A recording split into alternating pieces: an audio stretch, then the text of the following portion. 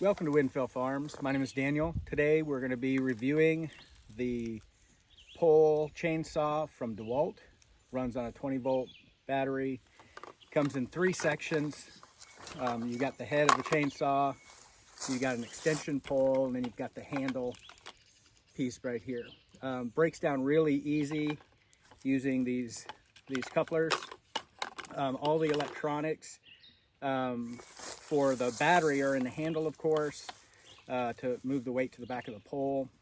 The bulk of the weight, which is around 8 pounds, actually comes in the chainsaw head. So all of the mechanical pieces are up in the head, including the oiler for the chain bar. And it's got an 8-inch chainsaw head on the end of it with a guard, as you can see. And it is pretty sharp. And I've used it a couple times already. And what I found is it's very helpful, lightweight, versus a gas-powered one, which tends to wear you out quite a bit. So let's go ahead and walk through this product a little bit. The extension pole is optional, so you can put this together with the handle, spin that on there, and you basically now have an extendable chainsaw once you add in the 20-volt battery pack. So we put that on there the right way. There becomes your chainsaw. Take the guard off before use, of course, and it works very easily. We'll cut off a limb here just so you can see how fast and adaptable it is. At this length, with the handle and everything, minus the pole, you're looking at approximately 6 feet to this, 6 feet to where the actual chain starts with just the pole.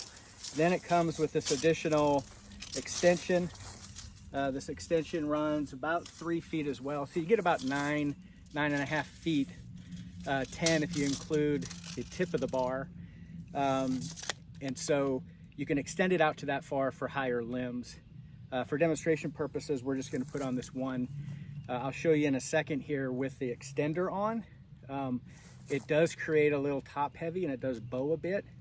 But since there's nothing spinning in here, it's all electronics, connectors. I don't see that as a huge problem off the bat, but I would assume over time this thing is going to wear down a little bit because you already see some play in this. And the more use, those connectors are going to work themselves apart. But for light jobs and the things we're doing around here on the farm, I think it's going to handle the purposes I need. Plus it matches up with all of my DeWalt tools, so I don't have to buy a whole nother pack of batteries. So let's put this thing to work and see what it actually does.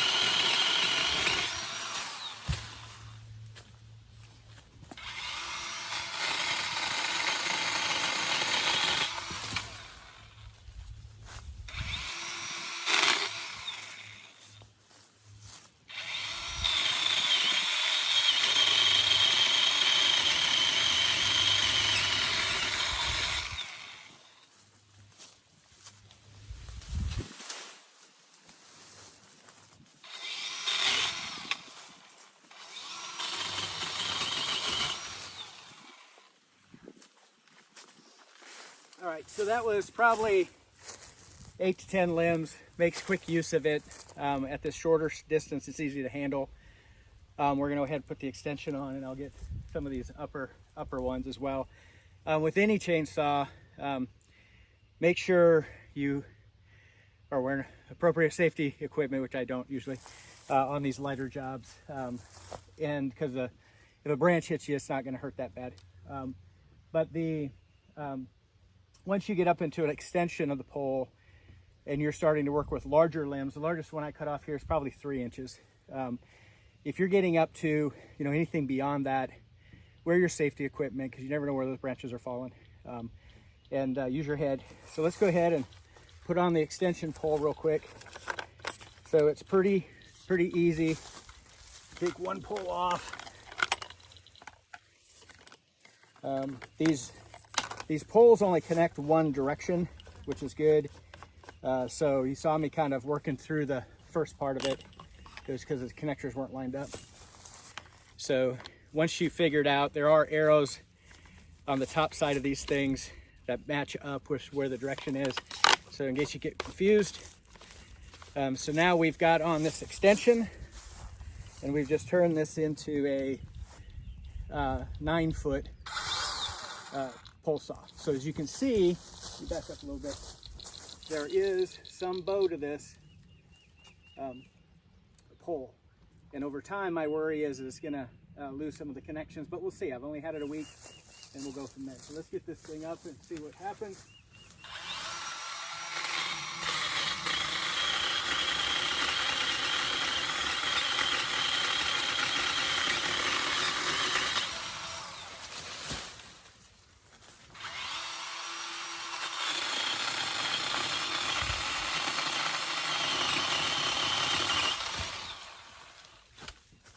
All right.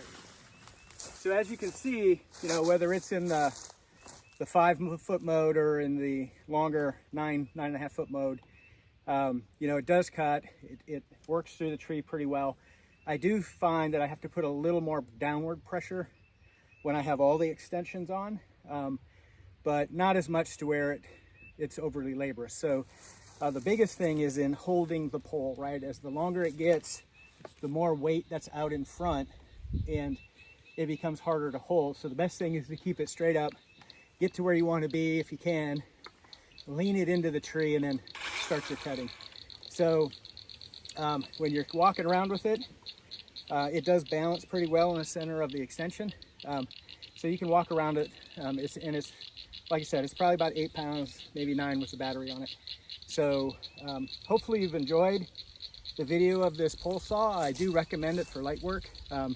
If you're going to spend all day limbing and you're going to do some heavier materials, I would recommend getting a lot more powerful. This saw, when I bought it last week, which was the end of May, it was running about $219. So I wasn't interested in spending $800-900 on a gas-powered pole saw. But again, that's probably going to have a longer life to it. But for what I'm doing around here for cleanup work after the storm and just around the pond to open things up a little bit, what I would say is this is going to do the job for me. And I can also take it into my second home or my primary home and use it in town as well in the shorter mode to trim around bushes and trees. So if you like what you're seeing, please click subscribe. I'll answer any questions and comments down below. Have a great day, and thank you for watching.